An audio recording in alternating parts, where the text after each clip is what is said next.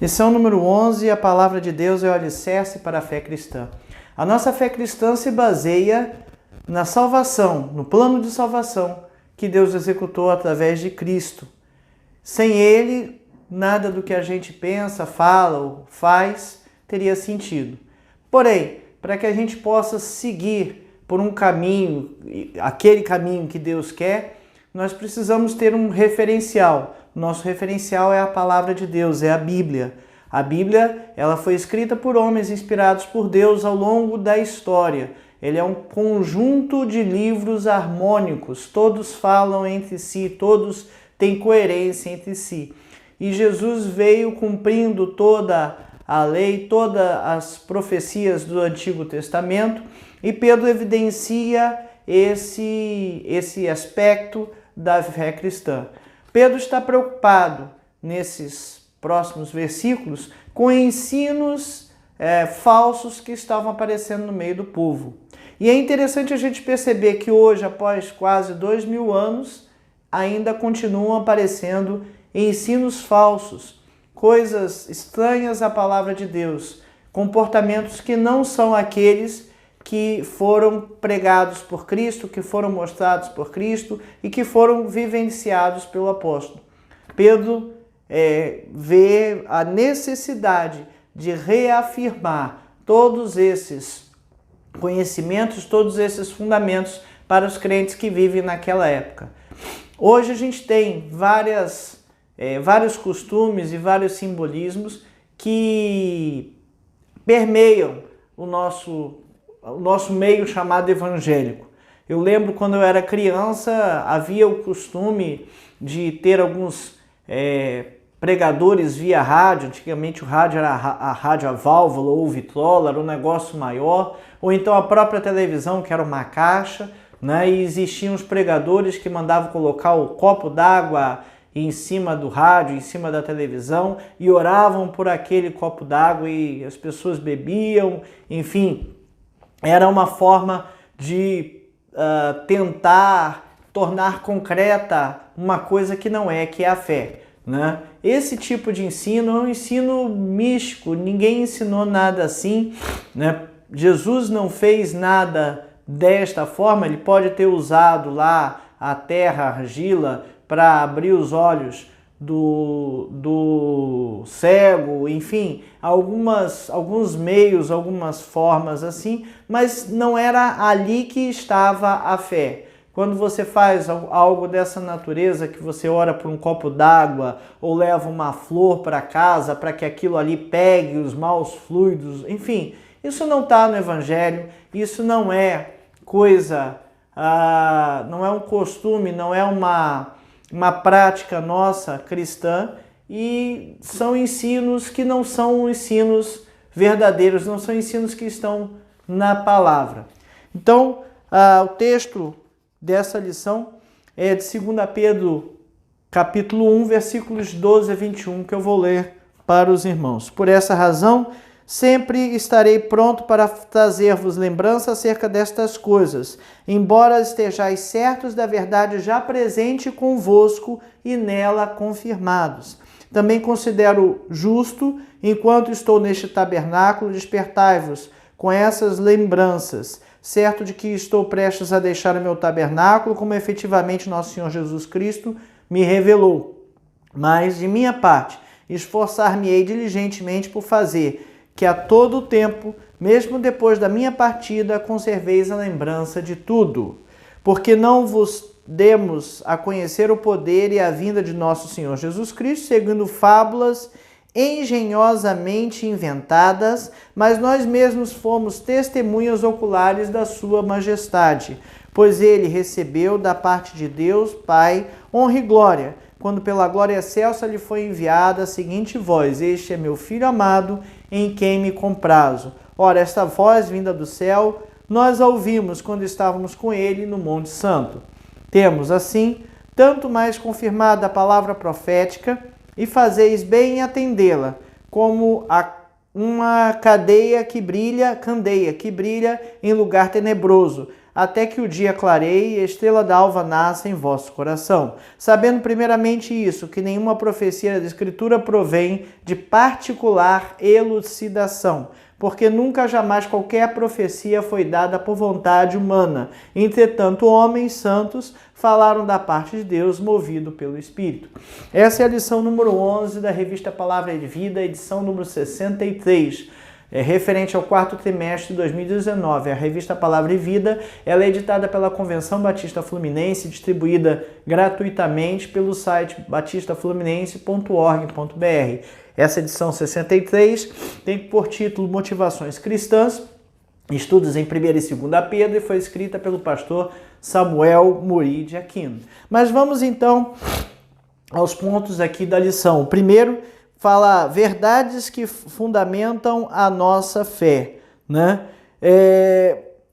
Pedro está dizendo aqui que, nessa primeira introdução, que ele já sabe que está para morrer, né? Então, enquanto estiver nesse tabernáculo ou que está sendo próximo à saída desse meu tabernáculo, ele está referenciando a sua morte, ele está verificando que o seu tempo já está próximo e já irá morrer.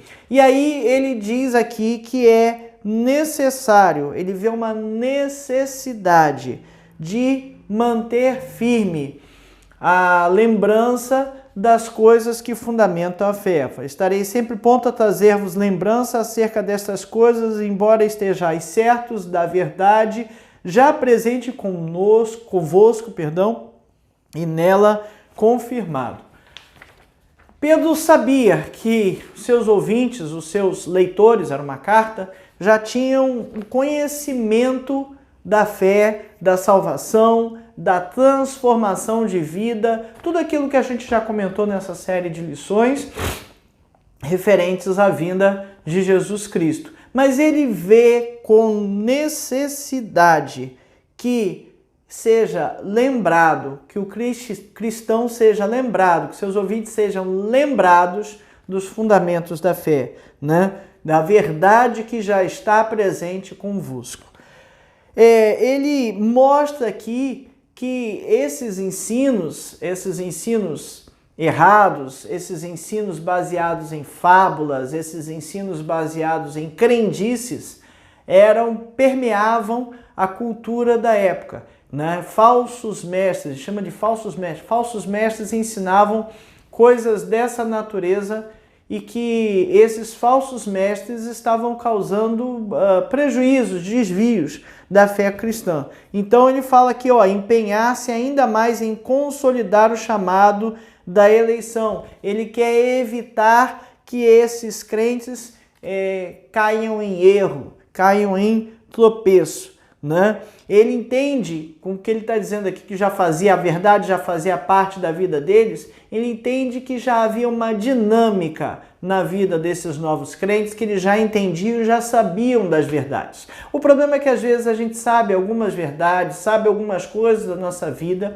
e se a gente não tiver permanentemente lembrando, a gente cai no erro, cai na falha, né? A gente não confere alguma coisa que precisa conferir porque confia que está tudo certo até o dia que acontece o quê? Falha. Você deveria estar conferindo, mas não está. Tá tudo certo, mas não está. E você não sabe porque você não falha. Então, não confere, falhou em conferir. Então, é necessário que estejamos sempre atentos às coisas que precisamos fazer. Como crentes, é necessário que estejamos sempre atentos a conferir a palavra de Deus, naquilo que ouvimos, naquilo que escutamos, nas coisas que aprendemos. Estamos vivendo uma época de um evangelho muito fácil, muito simples, né? Todo mundo posta coisas no YouTube, no WhatsApp, no Facebook, no Instagram. Todo mundo posta conhecimentos, né? E aí, vídeos motivacionais, vídeos que falam às vezes de coisas vazias, sem fundamento, mas a gente acha bom, acha bonito, acha agradável e passa isso à frente. Irmãos, precisamos conferir na palavra tudo aquilo que recebemos, tudo aquilo que ouvimos. Precisamos estar fortalecidos para as perseguições que sofremos no nosso dia a dia, né? A garantia da entrada no reino de Deus se dá através da suficiência de Cristo, pela salvação. Claro, sou salvo, acabou, não tem problema, mas a gente precisa desenvolver uma vida santa e alinhada com Deus. Isso só vai acontecer se no meu dia a dia eu estiver voltando à palavra, se eu estiver voltando àquilo que foi ministrado via palavra de Deus, aquilo que nós aprendemos via palavra de Deus. Pedro usa, numa outra tradução, estão solidamente firmados na verdade, né? Ele está dizendo, eu sei que vocês sabem, mas é necessário que eu lembre a vocês, né? O dia a dia nos faz, como eu falei, esquecer alguns fundamentos. Será que a gente tem pedido perdão pelos nossos pecados com aquele nível de detalhe necessário, né? A salvação trazida por Cristo, o sacrifício trazido por Cristo, nos facilitou sobremaneira a limpar os nossos pecados, porque a Bíblia diz que se confessarmos os nossos pecados, Ele é fiel e justo para perdoar os pecados. E como é que a gente tem confessado os nossos pecados? Tem sido um por um, tem sido nominalmente, eu tenho dito aquilo que é necessário, eu tenho confessado que eu errei, ou se eu oro por tudo que eu quero e depois está lá, em nome de, perdoa os meus pecados, em nome de Jesus, amém. Será que eu tenho de fato negligenciado a purificação dos meus pecados pela confissão nominal de cada um deles? Se eu não confesso, se eu não falo aquilo que eu errei, eu vou errar de novo. Isso é normal, né? Pedro está aqui testemunhando que a verdade histórica da morte, sepultamento e ressurreição de Cristo, essa é a base da nossa salvação. É nisso que se fundamenta tudo o que ele está dizendo, né? E a questão da repetição. A repetição que Pedro está citando é algo que o ser humano precisa para aprender.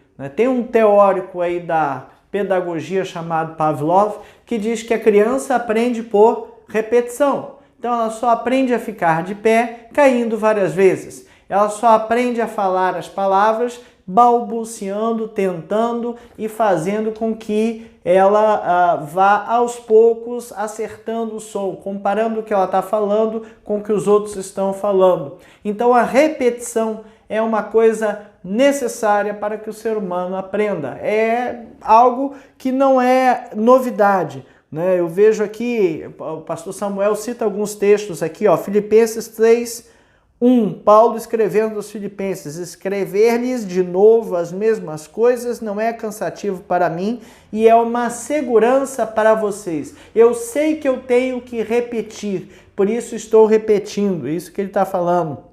Romanos 15:15, a respeito de alguns assuntos eu lhes escrevi com toda a franqueza para fazer-vos lembrar novamente deles, por causa da graça que Deus me deu. O apóstolo João, na mesma direção, 1 João 2:21, não lhes escrevo porque não conhecem a verdade, mas porque vocês a conhecem e porque nenhuma mentira procede da verdade. Vocês conhecem, eu estou escrevendo o que vocês já sabem, eu estou dizendo o que já é conhecido, o que já é sabido. Precisamos ter estas coisas em mente, precisamos relembrar. O ser humano precisa ser relembrado daquilo que está fazendo, porque ele só corrige os seus erros através da repetição, da correção. Então a gente precisa, eu falo, processo de santificação, processo de amadurecimento cristão, é isso, é corrigir, verificar, entender, o que eu errei? Errei nisso. Senhor, me perdoa porque eu errei nisso e vou buscar não fazer isto de novo. Se você não der nome aos pecados, eles continuarão existindo na sua vida, na minha vida também. Pedro, então, está usando um termo grego aqui que fala como despertar, atentar, acordar. Não é a primeira vez que Pedro cita alguma coisa nesse aspecto. Lá, alguns versículos atrás, ele fala, cingindo os lombos do vosso entendimento, que nada mais é uma expressão bonita para dizer presta atenção em cada coisa que você está fazendo, em cada ato do seu dia a dia. Preste atenção. Crente, preste atenção. Preste atenção naquilo que você está fazendo, porque é necessário prestar atenção no nosso dia a dia. A falta de atenção nos leva a ser induzido a errar, a acreditar em coisas que não estão na Bíblia, coisas que não são de Deus. E a gente precisa estar fundamentado na palavra de Deus. Ouviu algo que parece agradável, confira na Bíblia. É simples assim. Hoje nós temos acesso à Bíblia, temos ela em várias formas, tem na internet com várias traduções, tem textos impressos, tem no celular, tem o acesso abundante à palavra de Deus. Não temos por que aceitar os conhecimentos e mantê-los tranquilos aqui. Cuidado com o que você ouve, você absorve. Nós estamos numa época de muitos conhecimentos serem disponibilizados pela internet. Mas Saulo está falando contra você mesmo. Possivelmente, né? Não acredite no que eu falo. Confira na Bíblia. Ouça. Verifique se o que eu estou falando está certo ou está errado. Essa é uma obrigação de cada crente. É uma obrigação de cada crente chegar no culto, ouvir o pastor, abrir a Bíblia e conferir, entender, olhar a Bíblia. Mas eu não entendo o texto dessa Bíblia, ainda mais essa versão que você usa, é muito complicado. Peça a Deus, Ele dá entendimento. Vá ao dicionário, verifique as palavras. Volte aos textos originais. Existem livros que nos apontam uma forma melhor de entender o contexto histórico daqueles textos. E é importante, então, que se faça isso. Mas vamos lá, versículo 16. Porque não vos demos a conhecer o poder e a vinda do nosso Senhor Jesus Cristo, seguindo fábulas engenhosamente inventadas, mas nós mesmos fomos testemunhas oculares da sua majestade. Então, o segundo tópico da nossa lição fala aqui o testemunho que fundamenta nossa fé. A base que Pedro está usando para escrever o seu livro, a sua carta aqui, é o seu testemunho pessoal. Ele está dizendo que não foi por fábulas inventadas, mas nós mesmos fomos testemunhas. O fundamento, o alicerce daquilo que ele está escrevendo é o que ele viveu. Bom, e aí fica um ensino bem bacana para mim e para você. Nós temos que viver, nós temos que pregar aquilo que vivemos, as nossas experiências pessoais com Jesus, com Deus. Nós precisamos ter experiências no nosso dia a dia, de conversar com Ele, de ouvir a sua voz, de receber respostas às nossas orações e precisamos basear o que a gente fala nisso, né? No nosso dia a dia. Pedro foi uma pessoa que vivenciou a glória e a majestade do Senhor Jesus, né? Ele fala que a autoridade do evangelho dele é baseado no seu testemunho pessoal, né? Não em ensinos e coisas que ouviu falar. Quando a gente vai para um julgamento, né? Como é que se faz um julgamento? Se baseia em provas e se baseia em testemunhos. O testemunho ainda é uma ferramenta importante, né? O daquilo que eu ouvi falar não é aceito num julgamento, mas aquilo que eu vi o fulano fazer, às tantas horas do dia tal, eu vi o fulano no lugar tal, ele estava vestindo uma roupa tal, e aquilo ali junta-se às evidências de um processo criminal num julgamento, e esse testemunho serve de prova para julgar. Pedro está usando exatamente este fato, esta evidência, o seu testemunho pessoal, daquilo que ele viu. Ele viu a glória de Deus. Fomos testemunhas oculares da sua majestade. E foi dirigida a voz que disse: "Este é o filho amado, é o meu filho amado, em quem me agrado, me comprazo", nos versículos 16 e 17 daquele 2 Pedro, primeiro capítulo. Ele está dando um certificado de autenticidade. Ele, mais dois, estiveram com Cristo no Monte da Transfiguração e ouviram do céu essa voz com esse texto. Se você for lá na Bíblia, você vai ver, outros textos que falam do mesmo assunto de outros autores que estiveram com Pedro naquele monte. Ele está falando da sua experiência pessoal, né? A voz de Deus dirigida do céu, apontando para a glória e majestade de Cristo. E ele está dizendo que ele ouviu. Quanto a gente tem usado do nosso próprio testemunho, das nossas próprias experiências para pregar a palavra de Deus. É importante que tenhamos experiências, e para ter experiência com alguém, para conhecer alguém, eu tenho que conviver. E se eu não orar e ler a Bíblia e buscar a Deus diligentemente, eu não vou ter experiências com Ele. É simples assim. A coisa funciona dessa forma. Então precisamos buscar uma vida mais profunda com Deus, uma vida de relacionamento com Deus, para que a gente tenha essas experiências e possa também testemunhar daquilo que vimos e seguimos. Mas Pedro, que conviveu pessoalmente com Cristo, está fazendo o seu testemunho aqui diretamente da sua experiência pessoal. Bom, e o terceiro tópico aqui fala a palavra que fundamenta a nossa fé. Então, versículo 19 ao 21, temos assim: tanto mais confirmada a palavra profética, e fazeis bem em atendê-la, como a uma candeia que brilha em lugar tenebroso até que o dia clareie e a estrela da alva nasça em vosso coração. Sabendo primeiramente isso, que nenhuma profecia da Escritura provém de particular elucidação. Em outros textos fala interpretação, porque jamais qualquer profecia foi dada por vontade humana. Entretanto, homens santos falaram da parte de Deus, movida pelo Espírito Santo.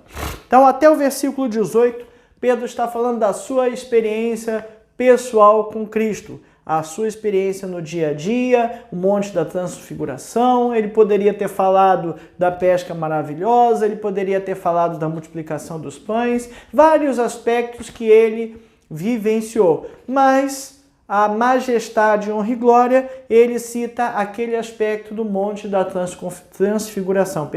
A partir do versículo 19, Pedro está falando do Antigo Testamento e das profecias que existiam, né? Ele pede que os seus leitores, que já tinham algum acesso, não era fácil, o acesso naquela época à Bíblia ou aos antigos textos era complicado, não existia gráfica, não existia internet, não existia WhatsApp, né? E a Bíblia e os textos eram copiados manualmente por pessoas cultas, né?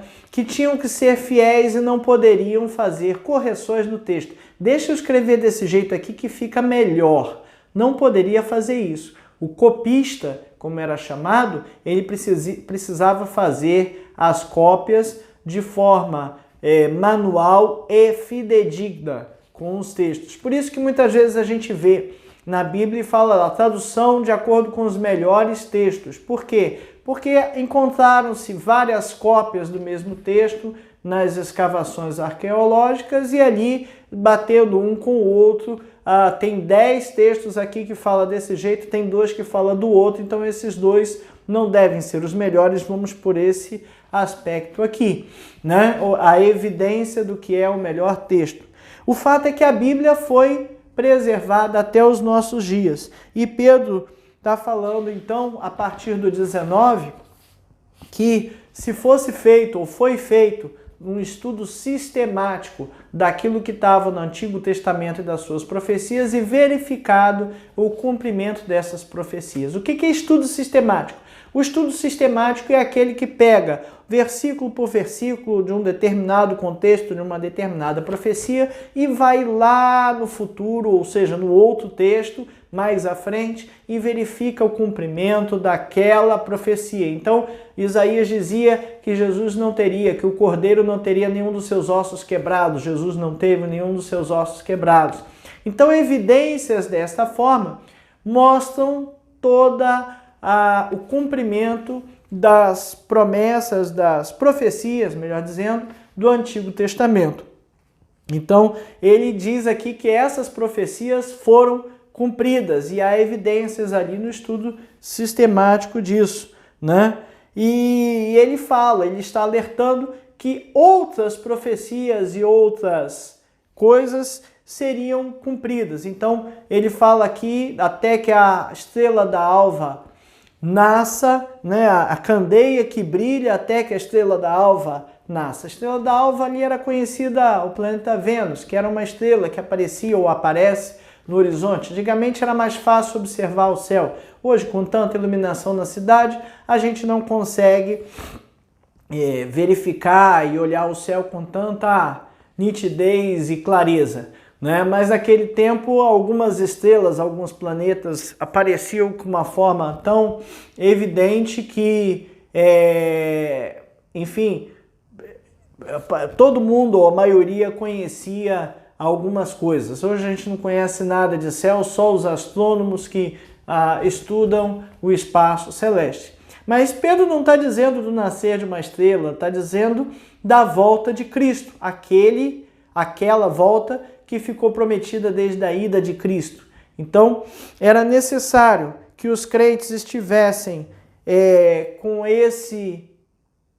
essa atenção a todas essas coisas, porque a volta de Cristo é uma das profecias. Se a gente for olhar o Apocalipse, está cheio de profecias que ainda serão cumpridas e temos que estar atentos, né? E falar de atento às coisas do Apocalipse é algo complicado, porque há quem se aterrorize com isso.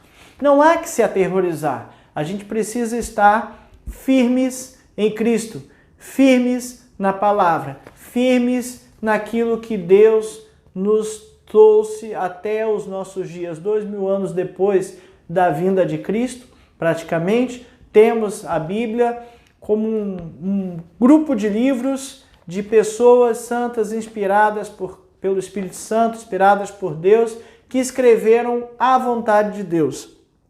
Pedro está apontando a Bíblia como algo que é escrito por homens, mas inspirados por Deus. Não são escritos por homens a respeito de Deus, mas escritos por homens inspirados por Deus. Ela chegou até os nossos dias não por acaso. Ela chegou até os nossos dias porque assim Deus quis. Ele revelou a nós a sua palavra. Pedro cita um aspecto aqui, talvez não tão abordado pelo pastor Samuel, né? Sabendo primeiramente isso, que nenhuma profecia da Escritura provém de particular elucidação ou particular interpretação. A gente tem que ter cuidado com as interpretações e as aplicações da Bíblia que nós temos no nosso dia a dia.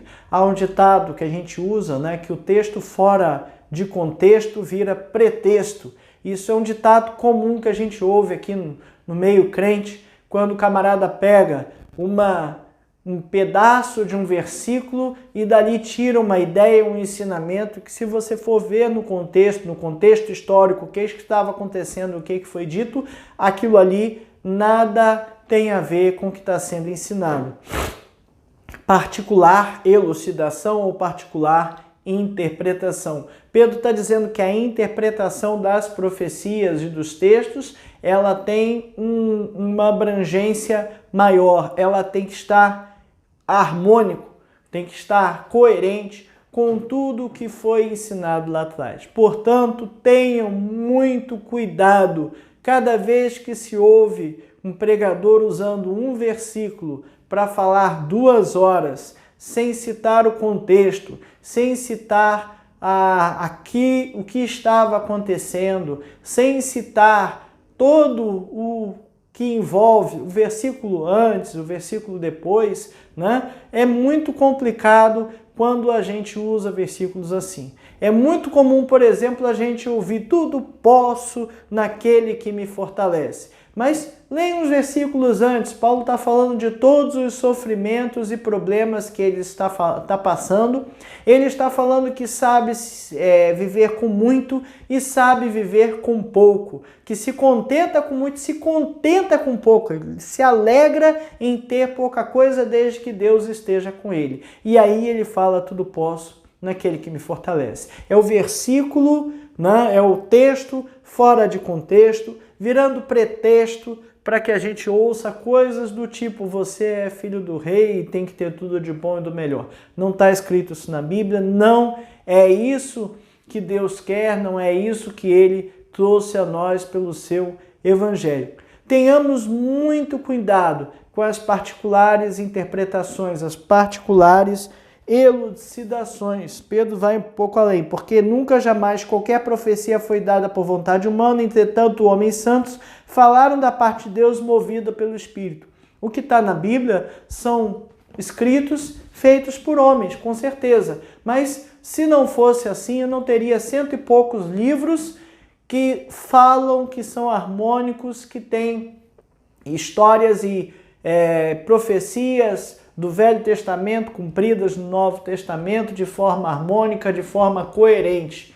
Deus nos ajude a entender essas diferenças e nos ajude, nos desperte a verificar aqueles pregadores que estão usando os textos fora de pretextos para particulares elucidações. Irmãos, vivemos numa época muito complicada, né? Muitos textos, muitos vídeos, muitos áudios aparecendo por aí, muitas interpretações e aplicações. A gente precisa ver quando o pregador está usando uma aplicação específica para algum fato, para transmitir alguma ideia. Mas a gente tem que ver também que tem muitas pregações aí que não falam de Bíblia. O camarada consegue falar 2 horas dizendo que é crente e não fala de Bíblia. Então, cuidado, a gente precisa ter muito cuidado. Pedro, ele está aqui trazendo aos seus leitores os fundamentos da nossa fé, né? Ele compartilha verdades da morte, sepultamento e ressurreição de Cristo, compartilha o seu testemunho pessoal daquilo que ele viveu, daquilo que ele viu, daquilo que ele ouviu, daquilo que ele esteve com Cristo e entendeu. Muitas coisas Pedro só entendeu depois que Cristo foi embora. A gente vê ali claramente quando Jesus volta e aparece os discípulos na pesca, como eu já citei aqui, né? Ele aparece na pesca e depois Jesus fala: Pedro, apacenta os meus cordeirinhos, né? Vai pastorear. O que tu está fazendo aí pregando? Eu não falei para você que você ia ser pescador de homens? Por que está pescando peixes de novo? Ele não falou nada disso, mas a gente entende que Jesus estava chamando a atenção de Pedro para aquilo que ele queria, né? Então Pedro está falando do seu testemunho pessoal, ocular, da majestade, da glória que ele viu sendo apontado e manifestado para Jesus. E ele queria que essas escrituras chegassem até os nossos dias e às futuras gerações, né? Ele diz aqui: enquanto eu estiver nesse tabernáculo, eu vou deixar essas coisas escritas para ajudar vocês a lembrar dos fundamentos da salvação. Nossa fé está baseada na palavra de Deus, né? Nossa salvação baseada no sacrifício de Cristo, mas a nossa fé está baseada na palavra de Deus. Existem muitos que dizem: isso é um livro velho. Tá, é um livro velho, concordo, né? Alguns textos, se você for ver o Pentateuco, com certeza ele deve ter uns 7.000 anos. É muito velho, realmente é muito velho. Mas o homem continua sendo o mesmo. Os erros que você vê os homens cometendo lá no Velho Testamento, lá no Pentateuco, você vê nos dias de hoje. O homem é o mesmo. As coisas são as mesmas, as palavras de Deus são as mesmas. A tecnologia muda, mas a gente, em alguns aspectos, tenta, mas não consegue melhorar. Mas a gente não pode desistir. Temos que continuar tentando buscar e viver aquilo que Deus quer para as nossas vidas. Deus nos abençoe e nos ajude a aproveitar essas valorosas escrituras que ele trouxe até os nossos dias. Muito obrigado por seguir o canal, mas espero que realmente esteja sendo proveitoso para o irmão, como está sendo proveitoso para mim. Não há nada melhor do que ensinar. Quando a gente ensina, a gente aprende muito melhor. Deus nos abençoe.